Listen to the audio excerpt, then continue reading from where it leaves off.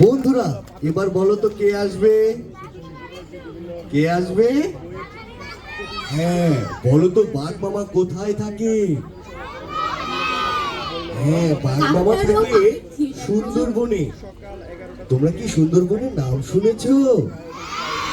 সেই সুন্দরবনে থাকে বাঘ মামা। বাঘ মামা অনেক বেশি খাবার খায়, এই কারণে বাঘ মামার অনেক বেশি শক্তি। তোমরা কি বাঘ মামাকে দেখতে চাও? আর বাঘ মামার সাথে আরো একজন আছে, ওর নাম হলো ইতু। ইতু অনেক বেশি পড়াশোনা করে, ও গল্পের বই পড়ে, ও সায়েন্স ফিকশন পড়ে। তোমরা কি ইতুকেও দেখতে চাও? তাহলে অনেক বেশি বেশি বই পড়তে হবে। আর একটা কথা, তোমরা মোবাইলে গেমস খেলো কে কে? মোবাইলে গেমস খেলো কে কে? হাত উঠাও, কে কে মোবাইলে গেমস খেলো?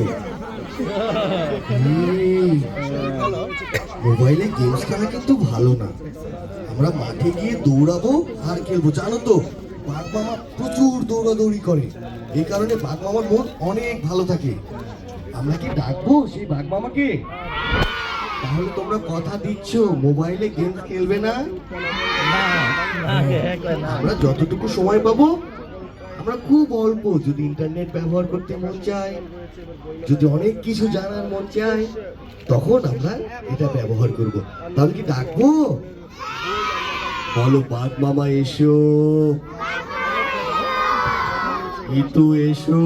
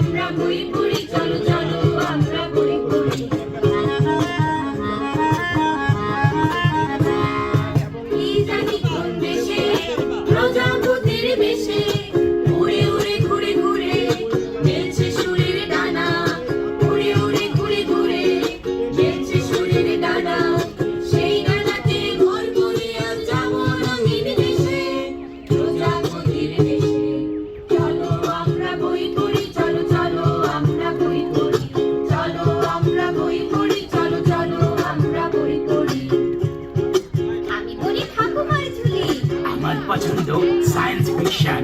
আমি ইতু আর ও বেঙ্গল। আমরা তোমাদেরকে নিয়ে যাব কল্পনার ওই দূর দেশে।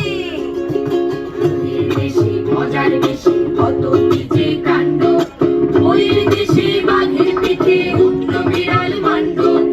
ওই দেশে মজার বেশি কত কিছু কাণ্ড, ওই দেশে বাঘের পেটে উঠল বিড়াল মান্ড। তাই দেখে এক পলাশ গাছের হৃদয় বুঝি ভাঙল।